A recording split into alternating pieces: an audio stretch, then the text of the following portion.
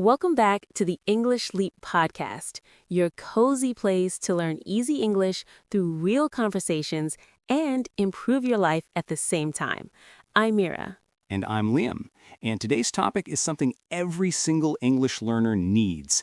Every single one, no exceptions. We are talking about how to introduce yourself in English. Now, before you think, oh, I already know this, my name is Liam. I am from London. Done. That is not done, Liam. That is barely started. Exactly, because introducing yourself well in English is so much more than your name and your country. It is the first impression you make. It is the door that opens a real conversation. And a lot of people, even people with good English, freeze at this moment. Someone says, "So tell me about yourself," and suddenly the brain goes completely empty. All the English you studied for years, gone, vanished, like it was never there.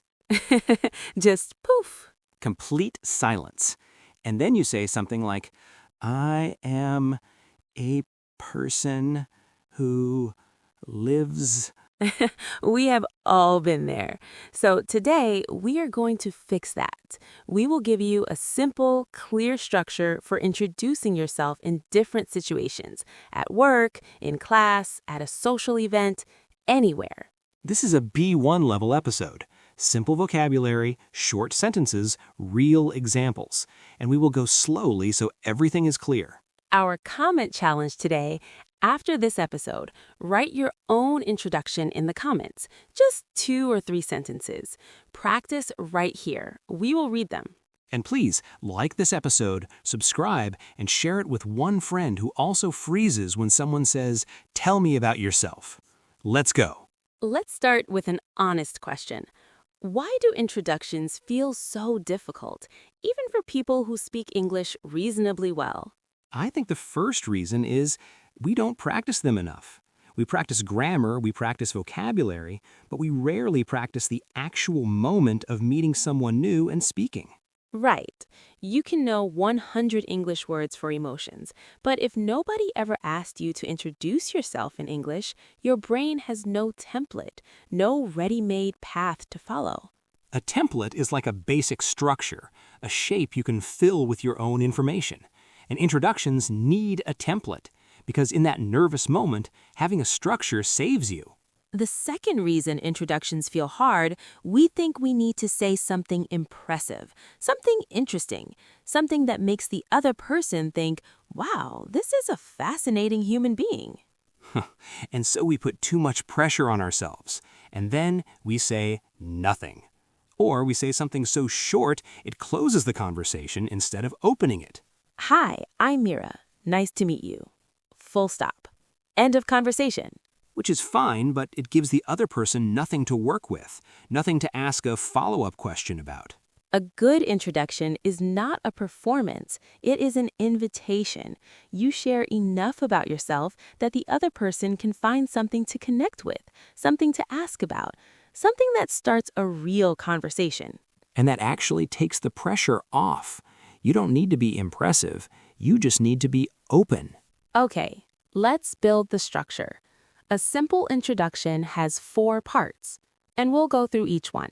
Part 1, your name. Simple. But even here, say it clearly. Don't rush it. A lot of people speed through their own name because they're nervous and want to get past it quickly.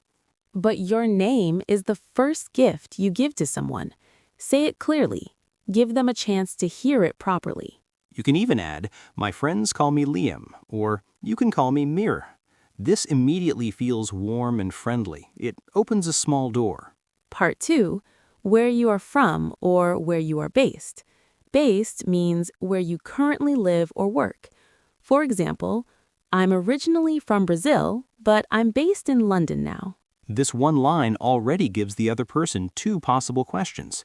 They can ask about Brazil or they can ask about London. You have created 2 conversation doors for them. Part 3, what you do. Your job, your studies, or your main activity.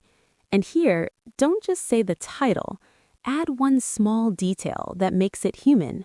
For example, instead of I'm an engineer, say I'm an engineer. I work on building design, mostly residential buildings, the kind people actually live in.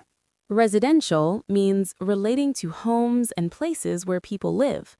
And by adding that small detail, the kind people actually live in, suddenly you sound like a real person, not just a job title. Part 4, one personal detail.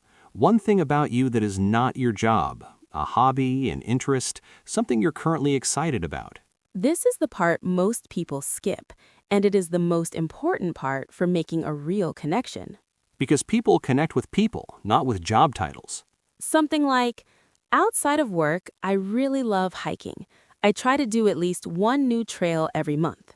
Or, I've been learning to cook recently with very mixed results. Mixed results means some things go well and some things go badly, which is very relatable. Very relatable. And relatable is the goal. Not perfect, not impressive, relatable. Now, the same introduction doesn't work everywhere. You introduce yourself differently in a job interview, at a party, in a class, or at a professional networking event. Networking means meeting people professionally, building connections that might help your career. And at a networking event, the introduction is a little more formal and focused on your work. Let's hear what that sounds like. Mira, introduce yourself like we were at a professional event. Okay. Hi, I'm Mira. I work in digital marketing, mostly helping small businesses get noticed online. I've been in this field for about 3 years now, and I really enjoy the creative side of it. What about you? What brings you here today? Notice what she did there. She said her name, her work, one specific detail about what she does, a little about her experience, and then she turned it back to the other person with a question. Always end with a question, because an introduction is the beginning of a conversation, not a speech. You share, and then you invite the other person to share too. Now, a more casual situation, a party or social event. This one should feel lighter, warmer, less formal. Mira, you try this one. Okay. Hey, I'm Liam. I don't actually know many people here. I came with a friend who has completely disappeared. I work in audio production, but honestly, tonight I'm just happy to be somewhere that isn't my home office. Do you know the host well? That is so natural. And notice, he made a small joke about his friend disappearing.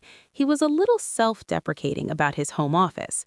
Self-deprecating means you make a gentle joke about yourself, and it works because it is warm and human. It makes people relax. When you don't take yourself too seriously, other people feel comfortable around you. And the last situation, a classroom or course setting, when you are a student and the teacher asks everyone to introduce themselves. This one can feel awkward because everyone is watching and waiting for their turn. Simple and clear is best here. Something like, "Hi everyone, I'm Mira. I'm from Portugal originally, but I've been living here for 2 years. I'm studying English because I want to feel more confident in professional situations. And one thing about me, I drink way too much coffee." Way too much coffee, that got a laugh. And that's the point. One small, light human detail. It relaxes the room. It makes you memorable. Not because you said something brilliant, but because you said something real. Memorable means people remember you, and people remember feelings more than facts. If you made them smile, they will remember you. Let's give you some ready-made phrases, the kind you can practice today and use tomorrow. For starting, "Hi, I'm," or "Hey, my name is," or "Nice to meet you, I'm," all natural and friendly. For your job or studies, "I work in," or "I'm studying," or "I'm currently working as a." Notice currently means right now, at this moment in your life. For your location, I'm from, or I'm originally from, but I'm based in, or I've been living in for about 2 years now. For personal details, "In my free time, I really enjoy," or "Outside of work, I love," or "Lately, I've been really into." Lately means recently, in the last few weeks or months. And for turning it back to them, what about you? Or how about you? Or, and you, what do you do? These 3 phrases are simple, natural, and they show you are interested in the other person. Interest is attractive in a conversation. When someone genuinely wants to know about you, you feel it, and you warm up to them. So always, always turn it back. Share a little, then invite them to share too. Let's slow down and walk through today's keywords. Calm and clear. Repeat after us if you like. Template. A basic structure or model that you can fill with your own information. For example, having a template for introductions means you never go blank in a nervous moment. Or, a template is not a script, it is a shape, not exact words. Repeat. Template. Based. Where you currently live or work, your home base right now. For example, I'm originally from Mexico, but I'm based in Canada now. Or, she's based in Singapore but travels frequently for work. Repeat. Based. Residential. Relating to homes and places where people live. For example, he works in residential construction, building family homes. Or, that area is mostly residential, lots of houses and apartments, not many offices. Repeat. Residential. Networking. Meeting people professionally to build connections that can help your career or work. For example, she went to the event specifically for networking and met 3 useful contacts. Or, networking feels uncomfortable at first, but it gets easier with practice. Repeat. Networking. Self-deprecating. Making a gentle joke about yourself, your own mistakes, quirks, or imperfections in a warm and humorous way. For example, his self-deprecating humor made everyone in the room relax immediately. Or, a small self-deprecating comment in an introduction makes you seem more human and less intimidating. Repeat. Self-deprecating. Memorable. Easy to remember. Something that stays in people's minds after the moment has passed. For example, she gave such a warm introduction that she was memorable even in a room of 50 people. Or, you don't need to be impressive to be memorable. You need to be genuine. Repeat. Memorable. Currently, right now, at this moment in your life, not permanently or forever. For example, I'm currently studying for a qualification in data analysis. Or, he's currently working as a freelancer while he builds his own business. Repeat. Currently. And finally, lately. Recently, in the last few weeks or months. For example, lately I've been really into cooking Japanese food at home. Or, I haven't been sleeping well lately and I think it's affecting my focus. Repeat. Lately. So, introducing yourself in English. It does not need to be perfect. It does not need to be impressive. It needs to be warm, it needs to be clear, and it needs to give the other person something to connect with. Name, where you're from or based, what you do with one small detail, and one personal thing that makes you human. Then end with a question. Turn it back to them. Show genuine interest.